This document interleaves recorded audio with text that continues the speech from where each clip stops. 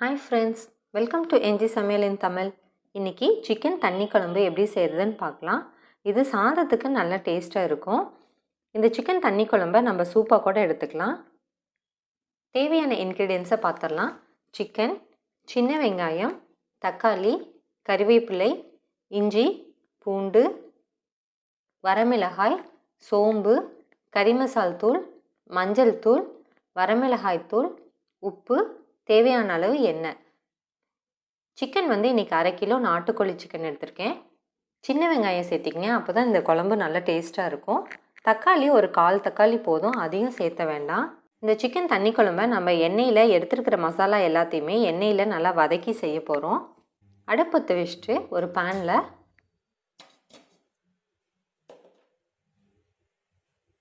எண்ணெய் சேர்த்திக்கங்க. எண்ணெய் இந்த சிக்கன் தண்ணி குழம்புக்கு அதிகம் தேவைப்படாது, கொஞ்சமாக சேர்த்திக்கங்க. எண்ணெய் நல்லா சூடானதுக்கப்புறம் வெங்காயம் சேர்த்திக்கலாம். சேர்த்து நல்லா வதக்கி விட்டுக்கலாம்.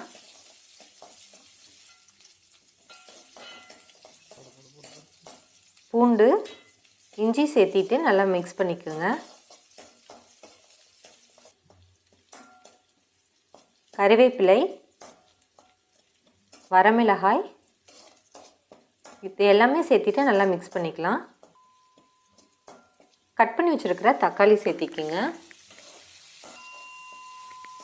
கொஞ்சமாக சோம்பு சேர்த்திட்டு நல்லா கலந்து விட்டுக்கலாம். இதெல்லாம் நல்லா வேகணுங்கிறதுக்காக மஞ்சத்தூள் சேர்த்திட்டு நல்லா மிக்ஸ் பண்ணிக்கோங்க. கடைசியாக வரமிளகாய் தூள் சேர்த்திட்டு அடுப்பு ஆஃப் பண்ணிடலாம். இதை நல்லா ஆற வச்சுட்டு மிக்சியில் அரைச்சி எடுத்துக்கணும். இப்போ ஒரு குக்கரில் நம்ம எண்ணெய் சேர்த்திக்கலாம். எண்ணெய் நான் நல்லெண்ணெய் எடுத்திருக்கேன். எண்ணெய் சூடானதுக்கப்புறம் சிக்கனை சேர்த்திக்கலாம். நல்லா கலந்து விட்டுக்குங்க. இப்போ அரைச்சி வச்சுருக்கிற மசாலாவை சேர்த்திக்கலாம்.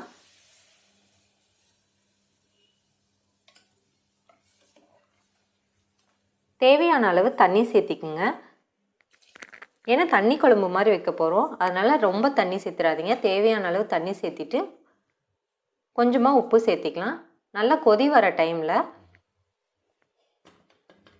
லிட்டை க்ளோஸ் பண்ணிவிட்டு ஒரு 4-5 சவுண்டு விட்டு எடுத்துக்கலாம்.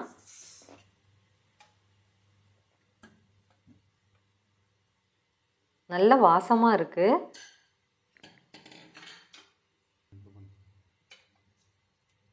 சூப்பரான சிக்கன் தண்ணி குழம்பு ரெடி.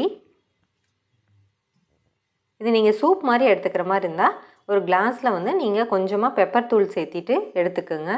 நல்ல டேஸ்ட்டாக இருக்கும். சிக்கனில் நல்லா வெந்து வந்திருக்கு.